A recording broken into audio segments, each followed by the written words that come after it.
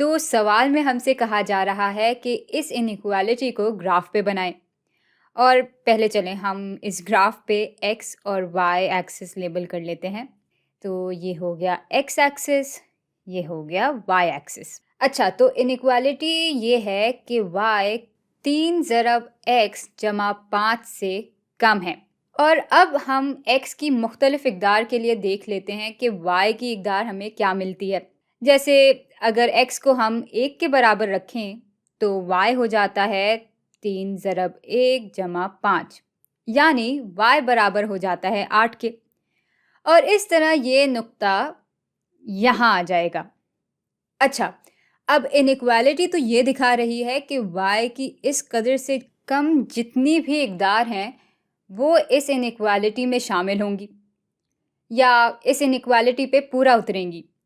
यानी यहाँ 8 से नीचे जितनी भी इकदार हैं वो इस इनइक्वालिटी के लिए बिल्कुल मुनासिब हल होंगी। तो ये सारी, और इसको मैं अलग रंग से दिखा देती हूँ। हाँ, तो ये जो सारी इकदार हैं वो तो इस इनइक्वालिटी में शामिल होंगी, लेकिन ये जो 8 है वो इस इनइक्वालिटी में शामिल नहीं होगा, क्योंकि इनइक्वालिटी कह रही है कि y 8 से कम है। और इसी तरह से अगर हम आगे बढ़ते चले जाएं तो हमारे पास असल में y इज़ इक्वल्स टू 3 ज़रब x जमा 5 की एक लकीर बन जाएगी।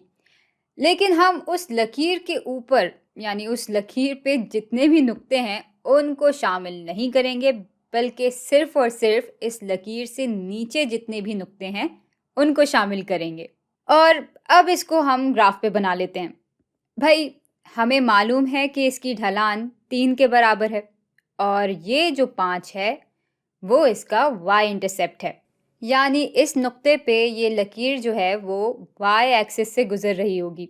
और हम इसको ग्राफ पे बना तो लें, लेकिन चूंकि वो इनइक्वालिटी में शामिल नहीं होगी, इसलिए हम एक पुख्ता लकीर बनाने के बजाय एक डॉटेड यानी नुक्तों की लकीर बना देंगे।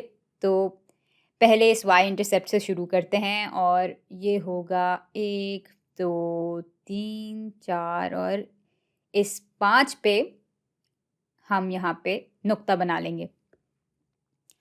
और चूंकि ढलान 3 है तो अगर हम एक अदद से x को दाएं तरफ बढ़ाएंगे तो y 3 अदद ऊपर की तरफ बढ़ेगा, और जब हम x को एक अदद से बाएं तरफ बढ़ाएंगे तो y जो है वो 3 अदद नीचे की तरफ बढ़ेगा।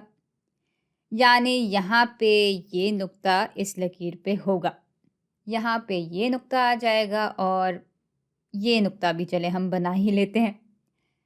और चूंकि ये सारे नुक्ते लकीर पे हैं और लकीर के नुक्तों को हम इनइक्वालिटी में शामिल नहीं कर रहे, इसलिए हम इसको डॉटेड लकीर की शक्ल में बना लेते हैं।